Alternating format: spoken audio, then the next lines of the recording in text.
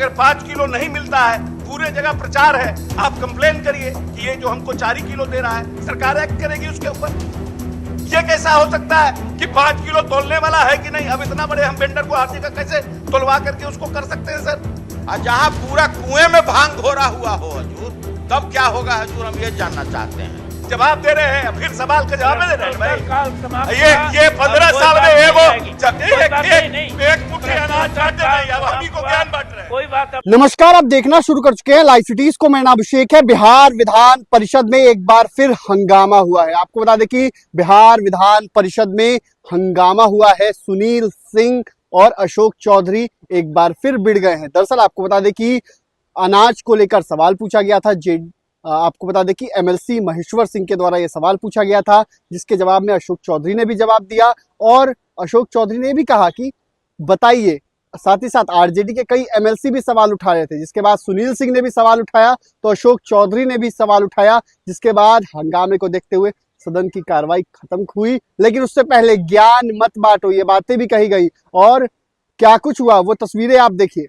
जब बार बार आज इस देश में SC ST एक्सटॉर्शन होता था, SC ST एक्ट बना, सुनिए, रुकिए ना सर, डाउरी एक्ट बना, तो आर्म्स एक्ट बना, आज हमारे यहां शराबबंदी लागू है।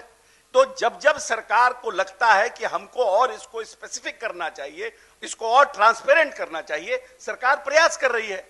अब नया आपके यहां बिजली आ गया, आपके यहां उसमें भी अब देखिए आप, उसमें भी गड़बड़ी होता है। हम प्रयास कर रहे हैं, लेकिन मेरी ये है कि सरकार की नीयत ये नहीं है कि मैं उसके तरफ प्रयास नहीं कर रहा हूं, हम कर रहे हैं। हमने रियल टाइम एफर्ट बनाया। अब ये कह रहे हैं कि सरकार जो मिलता है उसका तो रियल बेनिफिटेड है।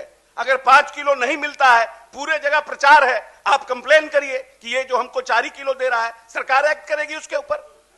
ये कैसा हो सकता है कि 5 किलो तोलने वाला है कि नहीं? अब इतना बड़े हम वेंडर को हर जगह कैसे तोलवा करके उसको कर सकते हैं सर?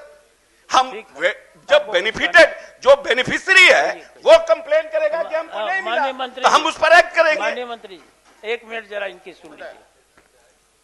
देखिए महोदय, यह बात निश्चित रूप से भले ही कड़वा हो, लेकिन सरकार को स्वीकार करना चाहिए कि पूरे बिहार में अगर 50,000 से भी ज्यादा अगर पीडीएस का दुकान है, तो मोटा मोटी कोई पीडीएस दुकानदार की गलती नहीं होती है महोदय। जो हमारे विद्वान सदस्य ने बताया कि ऊपर से ही गड़बड़ी चलता है, तो इस पर नहीं है कि सर ठीक बात है, कानून बना, हर एक चीज का कानून बनता है, अपराध होता है। हमारा ये कहना है आपके माध्यम से, माननीय मंत्री जी ने पहले ही कहा है जी स्पेसिफिक कोई नाम बतावे, मैं जांच करा। ठीक है, जहां सर पूरा महोदय जहां पूरा कुएं में भांग घोरा हुआ हो हजूर, तब क्या होगा हजूर, हम ये जानना चाहते हैं। पहला बात।